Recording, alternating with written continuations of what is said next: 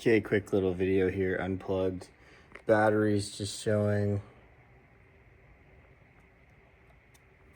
flashing red. Gotta kind of jump it a bit to see if it'll take a connection because it's just not connecting on the charger. So I'm gonna leave this here for about 20-30 minutes. I found a wire and it just did negative to negative, positive to positive.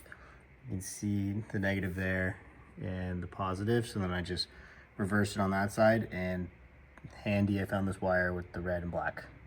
So let's see what happens.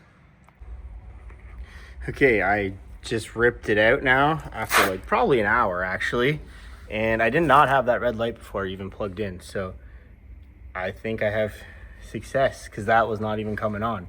So all you had to do was this, leave it. I said 20 minutes. I actually was just working in the yard and probably came back an hour and then plugged it in, put it on, boom, light came on. Give that a shot.